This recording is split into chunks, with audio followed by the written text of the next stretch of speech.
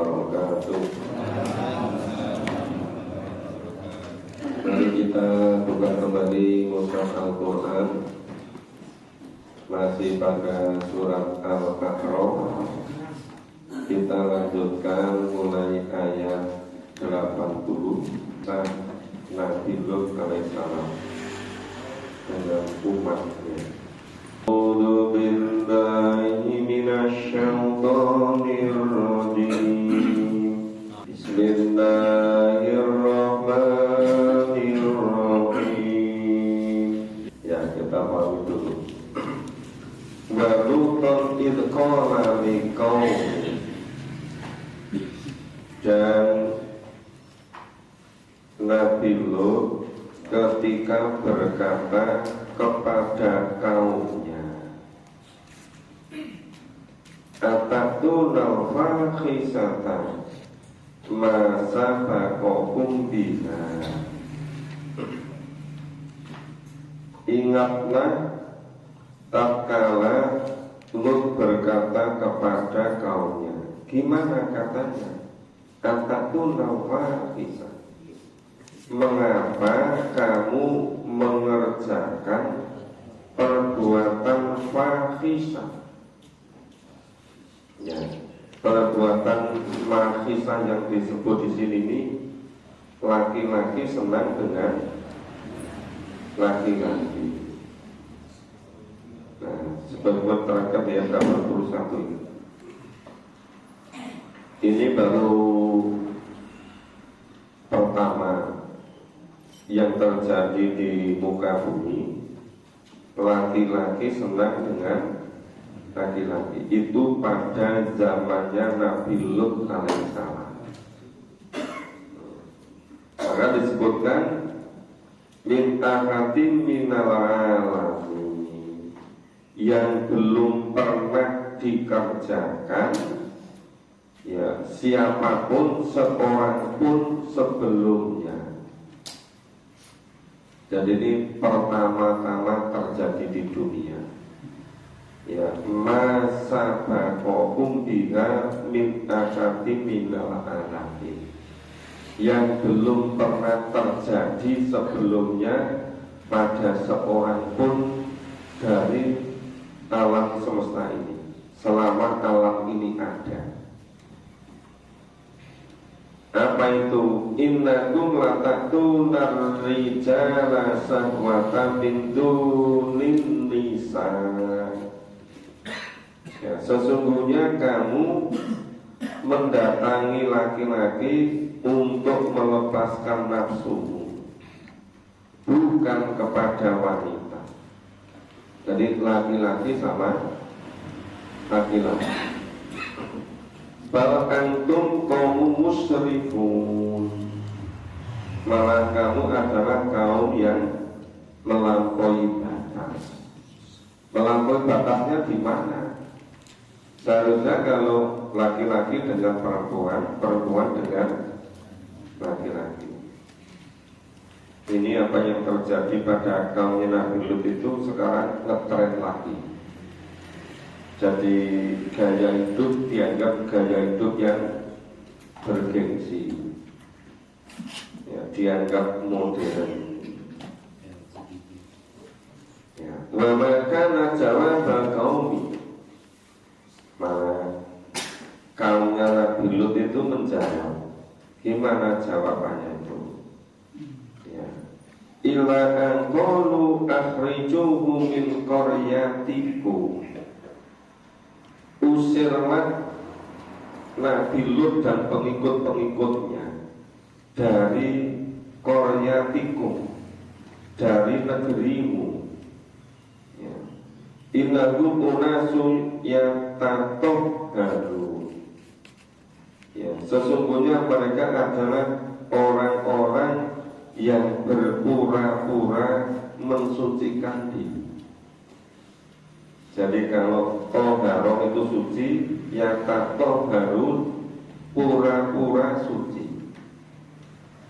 Ini olok-olokan kaum Nabi Lut kepada Nabi Lut dan pengikutnya. Karena Nabi Lut dan orang-orang yang beriman bersama Nabi Lut itu tidak mau mengikuti gaya hidup mereka. Itu malah dikatakan dianggap sok semuji. Nah, itu Nabi Lut dan orang yang beriman itu diusir saja dari negerinya. Kenapa? Ketok itu semuji.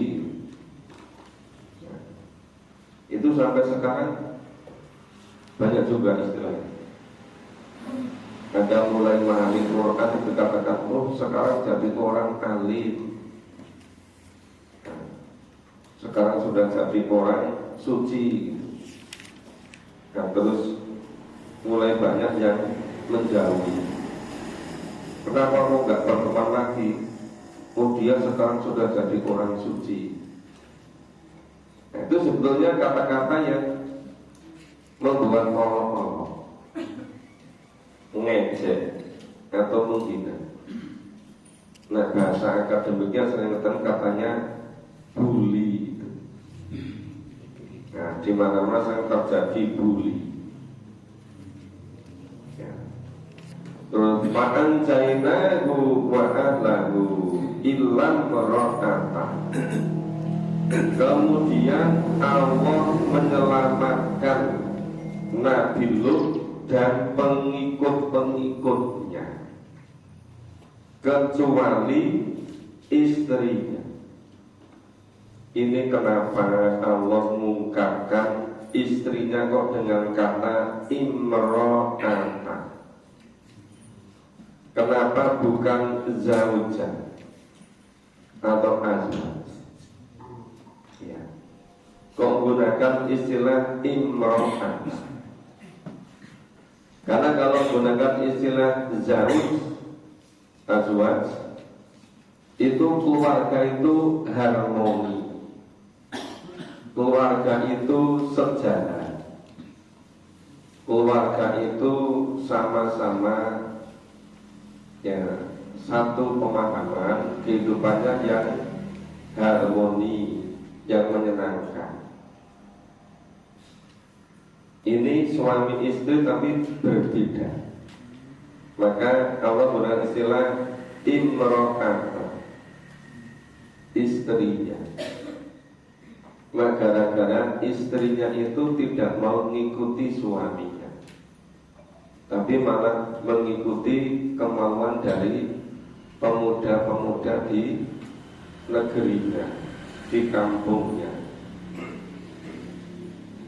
Kanat minal ghafirin, istrinya termasuk orang-orang yang tertinggal, yang tidak ikut Nabi Lut dan orang-orang yang beriman.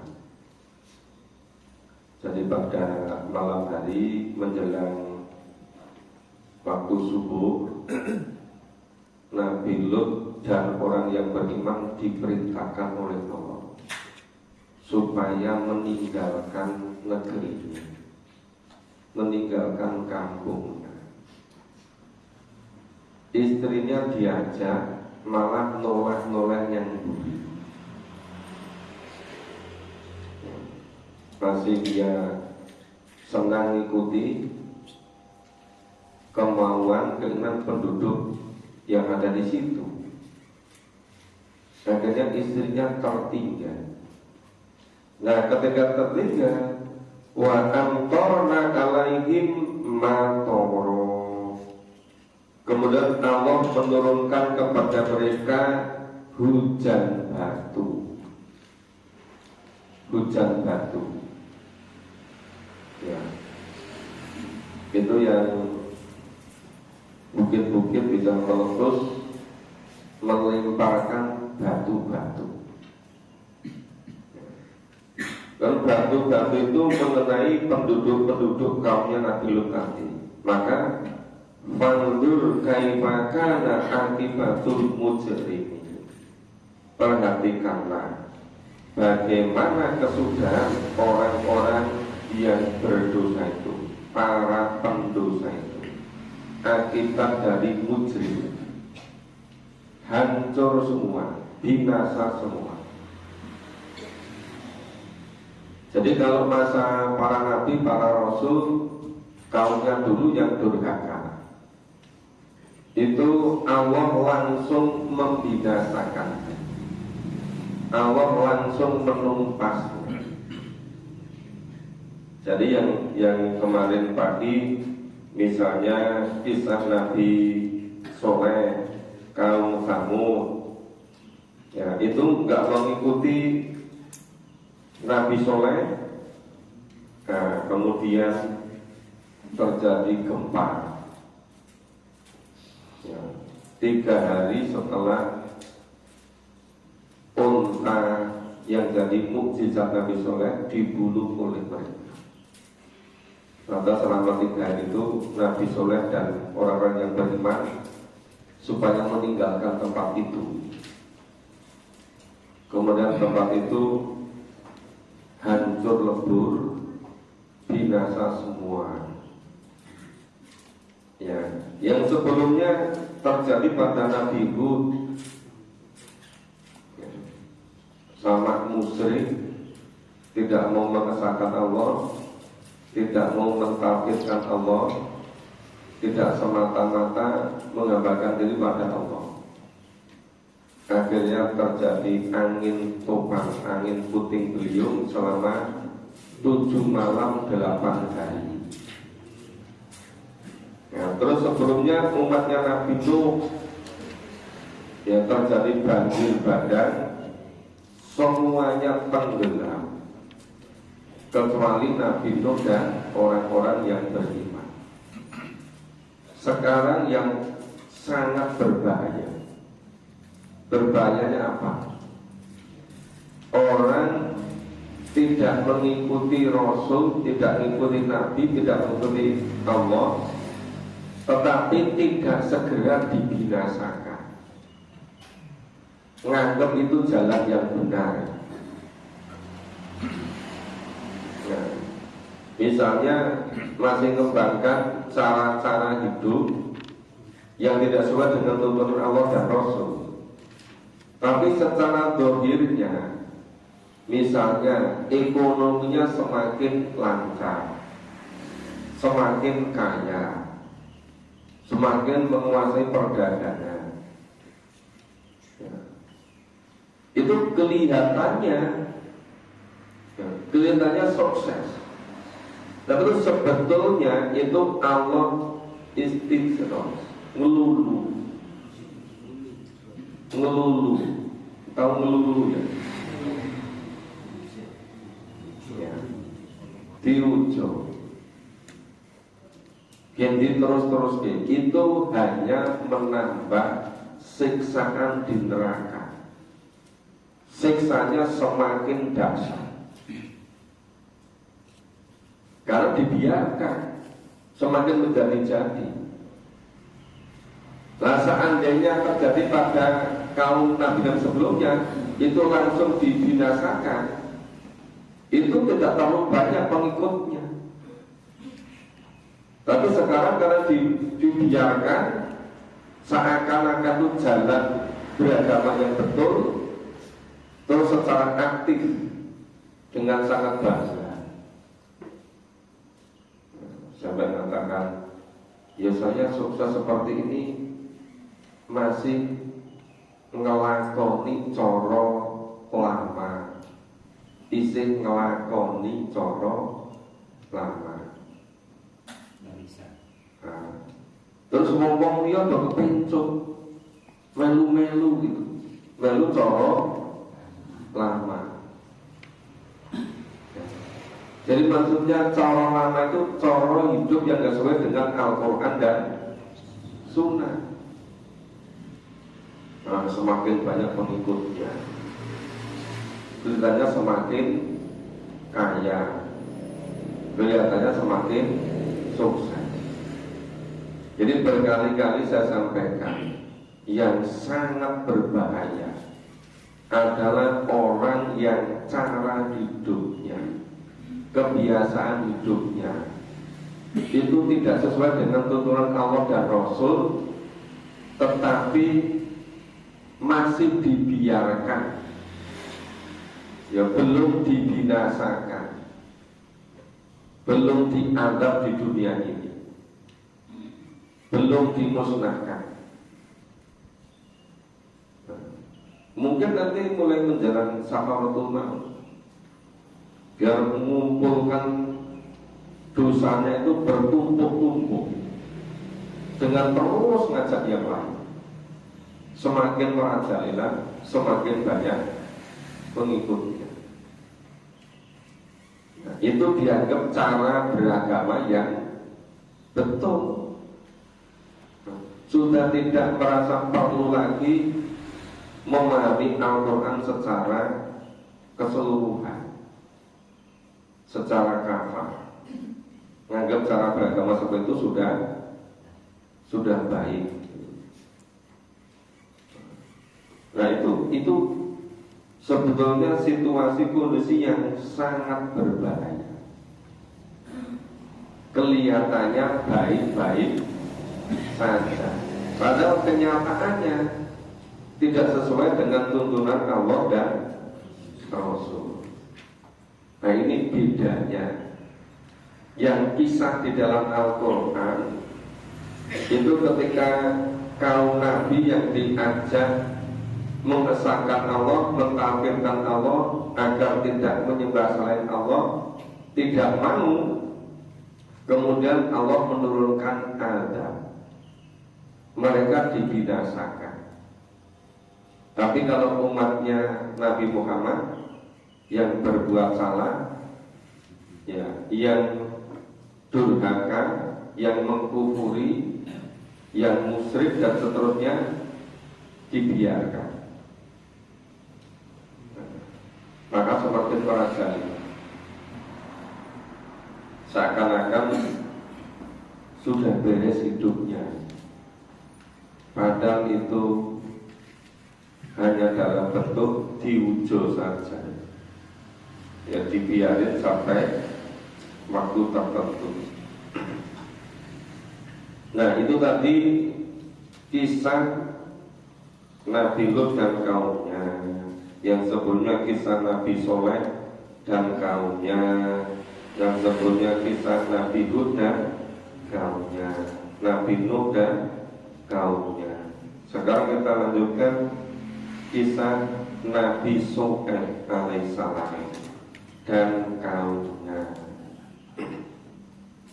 Ini kisah Nabi Shu'aib ini agak panjang. Nabi Shu'aib itu diutus pada umatnya di negeri Madyan. Nabi Shu'aib itu hampir bersamaan. Masih ingat kan kisahnya ketika pemuda yang bernama Musa ketika di negerinya yang mengikuti Fir'aun di Mesir, habis ada dua pemuda berkelahi, maunya Musa mau melerai, yang satu baru dipukul malah langsung KO, langsung meninggal. Ternyata yang terpukul meninggal itu malah dari sukunya Fir'aun. Nah, dia dapat kabar Musa akan dibunuh, maka kemudian Musa melarikan diri. Setelah melarikan diri, sampailah ke negeri Madyan, melihat dua gadis sedang ngantri mau minumkan kambingnya. Ditanya oleh Musa, ngapain kamu kok di situ? Ini loh ngantri mau minumkan kambing. Biar yang laki-laki itu selesai semua, satu selesai baru kami. Musa bilang, udah ini saya bantu. Nah terus dibantu. Nah dibantu, cepat terus 2 hari nanti pulang. Ditanya oleh bapaknya, lu kok cepat banget? Biasanya ke Keromongi sore siapa harus balik. Oh iya Pak, tadi itu dibantu pemuda minumkan kambingnya. Malah putrinya bilang, Sebetulnya bapak itu perlu pembantu yang bisa ngopeni kambingnya ini. Bapak kan sudah tua, kami putri-putri semua. Itu tadi pemudanya itu jujur, cekatan, pinter. Bagus. Nah, mungkin bapak ibu yang kok iso ngerti ini. Kebetulan ibu selalu nek monoton ini.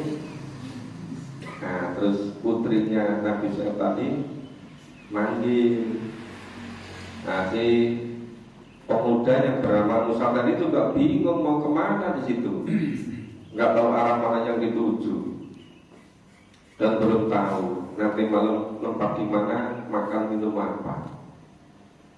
Terus tawari, kamu dicari oleh bapakku. Nah, Musa buat beneran ini bingung ngerti parane mati ditawari. Nah, akhirnya terus diajak ke rumahnya.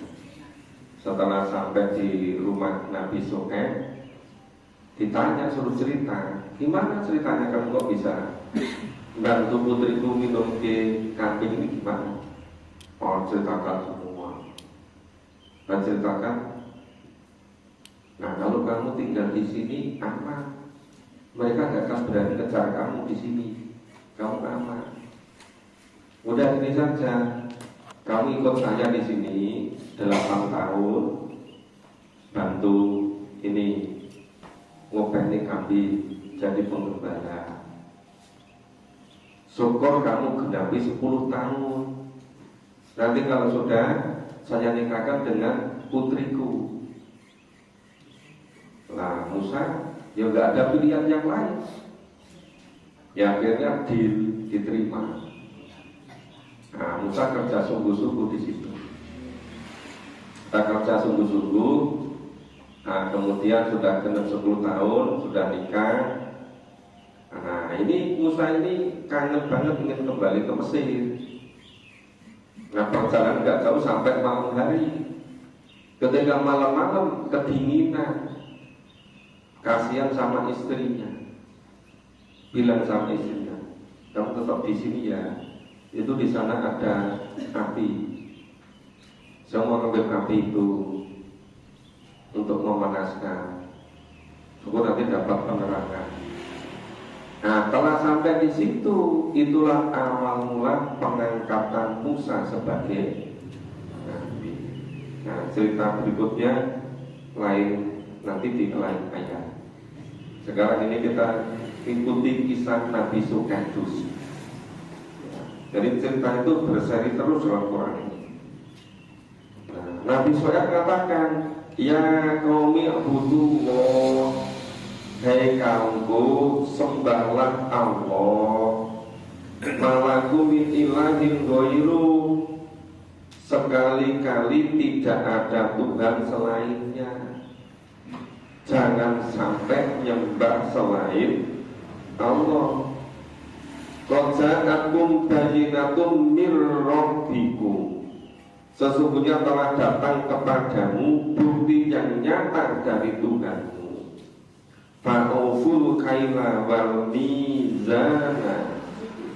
Ini selain Nabi Shu'aib itu sebagai penggembala yang ngopeni kambing, ternyata Nabi Shu'aib juga memberi tugas ini, nyampaikan pada kaumnya, sempurnakanlah takaran dan timbangan, jangan kamu kurangi. Ya, bagi orang-orang, bagi manusia, barang-barang takaran dan timbangannya. Ya, jangan sampai itu dikurangi timbangan atau ukurannya. Ya, wala taqosun nasa asya'ahu, nggak boleh dikurangi timbangan takaran, literan, panjang, pokoknya harus sesuai dengan ukurannya. Terus pesan lagi, wala tufsidu fil ardh, dan janganlah kamu membuat kerusakan di muka bumi. Ba'da islahiha, ya setelah Allah memperbaikinya. Allah menciptakan bumi seisinya dengan sistem yang sangat teratur, sangat bagus, sangat ideal. Maka Nabi Syuaib menyampaikan pada kaumnya, jangan membuat kerusakan. Jadi semula penuhilah timbanganmu, penuhilah ukurannya, jangan sampai ada pengurangan, jangan berbuat kerusakan di muka bumi. Dalikum khairul in kuntum mu'minin, yang demikian itu lebih baik bagimu jika kamu betul-betul orang yang mukmin. Mala taqaudu bi kulli siratin tu'iduna wa tasudduna an sabilillah. Janganlah kamu duduk di tepi-tepi jalan dengan menakut-nakuti dan menghalang-halangi orang yang beriman dari jalan Allah. Gak boleh ganggu di jalan ya. Itu dilarang, tidak boleh ganggu orang dalam perjalanan, walaupun sekedar mungkin menilai. Yang sekarang banyak kan anak-anak muda di tepi-tepi jalan nongkrong-nongkrong gitu. Nanti kalau yang kumpul laki-laki, yang lewat perempuan, itu bilang, coba ini dinilai berapa nilainya. Bilang, oh kalau ini biasa-biasa, ini paling 6,5. Yang ada lewat lagi. Lalu, oh kalau ini agak bagus ini berapa? Ya 8,5. Terus ganti, nanti misalnya kongko-kongko yang perempuan, ada laki-laki lewat. Nah, terus ditanya, saling kebenaran, gimana katanya? Wah, hebat ini gitu. Berapa nilainya? Wah, ini 9 ini. Nah, itu jadi ganggu. Orang jadi tidak enak lewat di jalan. Apalagi ini mengganggu dari jalan Allah. Ya, wa tasuddu an sabilillah. Ya, man amana bi. Ya. Jadi janganlah kamu menghalang-halangi orang yang beriman dari jalan Allah dan menginginkan agar jalan Allah itu menjadi bengkok. Ya, wa tabghunaha iwaja, menjadikan jalan Allah itu bengkok, disalahgunakan, dihalang-halangi jalan yang lurus. Siratal mustaqim dihalang-halangi, fisabilillah dihalang-halangi, malah ditawari jalan-jalan yang lain, menjadikan jalan Allah itu dibuat bengkok, dimengkorai orang-orang. Wa quru il kuntum qalilan fakatsarakum, dan ingatlah di waktu dahulunya kamu berjumlah sedikit. Ya qalilan, kamu jumlahnya sedikit, lalu Allah menjadikannya jumlahmu menjadi banyak. Ya fakatsarakum, ingatlah dulu kamu jumlahnya masih sedikit, terus Allah menjadikan jumlahmu menjadi banyak. Wanzuru kaifa kana akibatul mufsidin, perhatikanlah bagaimana akibat orang-orang yang berbuat kerusakan, berbuat fasad.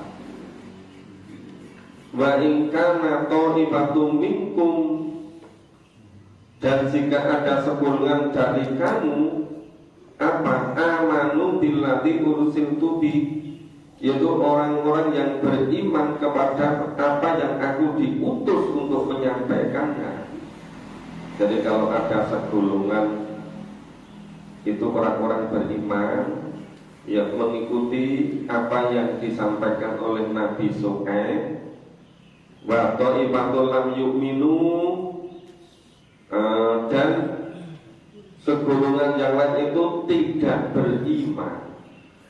Jadi ada yang beriman, ada juga yang tidak beriman. Sebagaimana masa sekarang, ada yang mau beriman, ada yang tidak beriman. Ada yang berimannya itu mentauhidkan Allah, ya, mengesahkan Allah. Ada yang mencampur baur dengan jalan-jalan yang lain. Kemudian apa perintahnya? Fasbiru, maka bersabarlah. Kata yakumallahu bainana, sampai Allah menetapkan hukumannya di antara kita. Sampai kapan? Ya sampai ajal. Bahwa khairul hakimin, dan Allah adalah sebaik-baik hakim. Hakim yang paling adil, hakim yang paling sempurna keputusannya. Nah, ini masih kelanjutannya, kita baca. Ini masuk juz ke-9. Berarti ini tinggal 2 juz.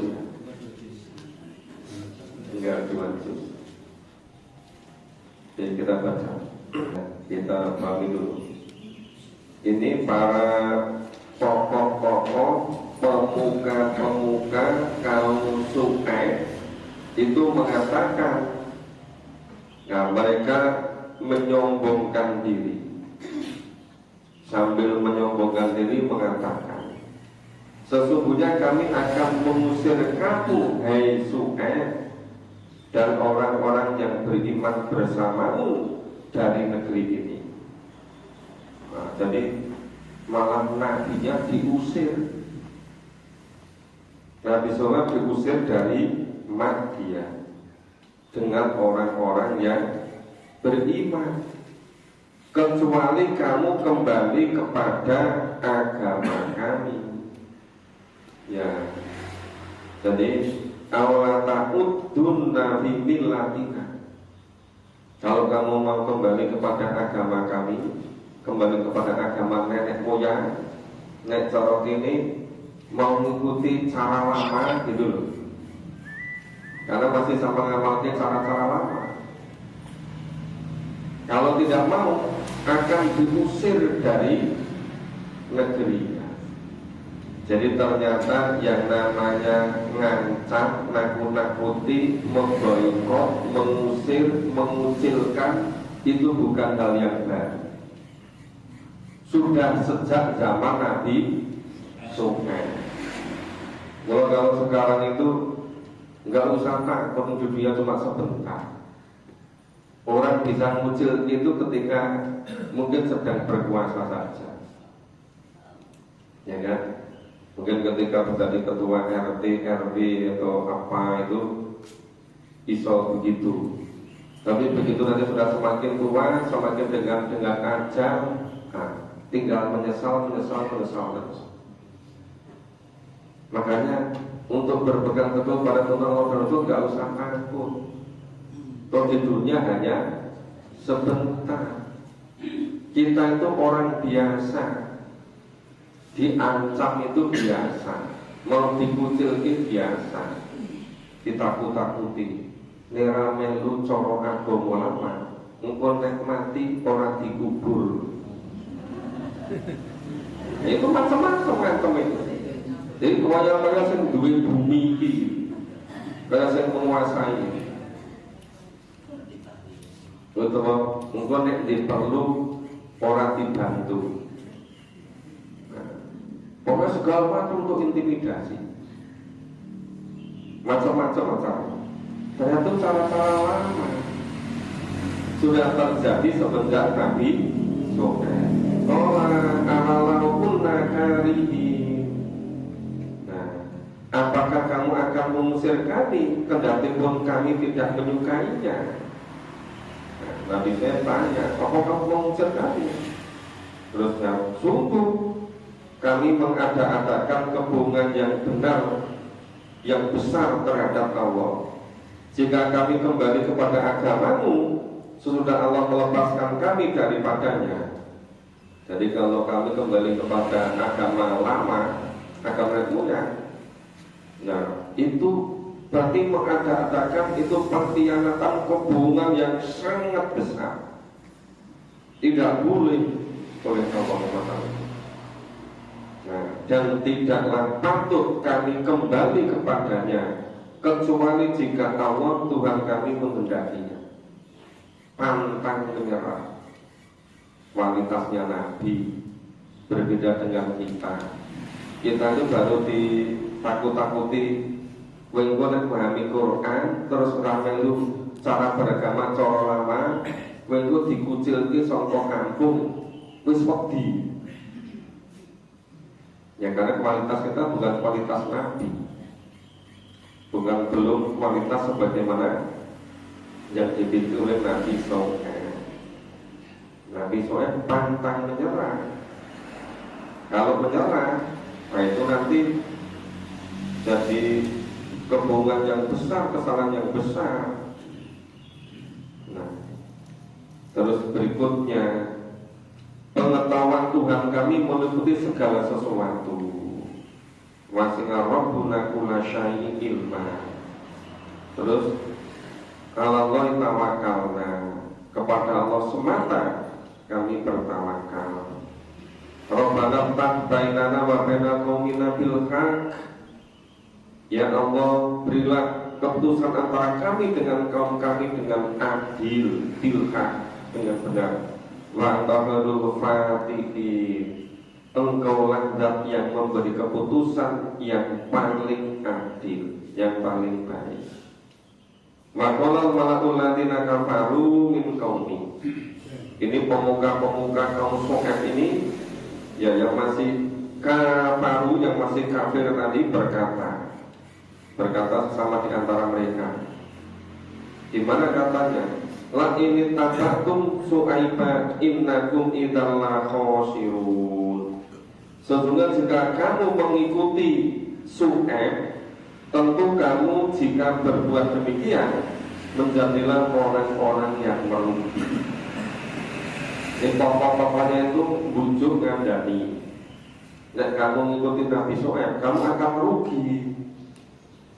Nah, terus akhirnya gimana? Fa'qadabhumur rajafatu fa'asbahu fi darihim jathimin. Kemudian mereka ditimpa gempa, maka jadilah mereka mayat-mayat yang berkelimpangan di dalam rumah-rumah mereka. Ini akibat menentang Nabi, malah ngancam Nabi, nakut-nakuti Nabi, akan mengusir Nabi. Lalu Nabi, kalau kamu Sohaib dan orang Bukmin, kalau nggak mau kembali kepada agama lama, cara-cara lama, akan diusir dari Madyan. Malah Allah menurunkan azab pada mereka. Ya, ditimpa dengan gempa, semuanya jadi mati, jadi mayat-mayat berkelimpangan di rumah-rumah mereka tanpa ampun. Hanya orang-orang sekarang sing leluasa ngancam-ngancam, mau ngucilke, mau macam-macam, Allah belum turunkan azab. Coba terjadi pada zaman nabi-nabi dulu, sudah binasa semua. Nah sekarang Allah masih kasih waktu untuk bertobat. Mau nggak kembali kepada tuntunan Allah dan Rasul? Nah ini sampai ayat 91. Ini tadi akan ada pengumuman-pengumuman dari Pak Ketua, karena ini mau Idul Adha, Lebaran Kurban.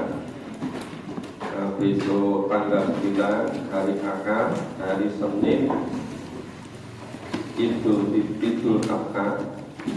Saya ada jadwal sholat Idul Adha-nya di lapangan di utara Ubud yang di lapangan apa namanya? Mandala. Nah itu Mandala. Enggak ngerti. Ya, silakan Pak Ketua. Ya, pakai.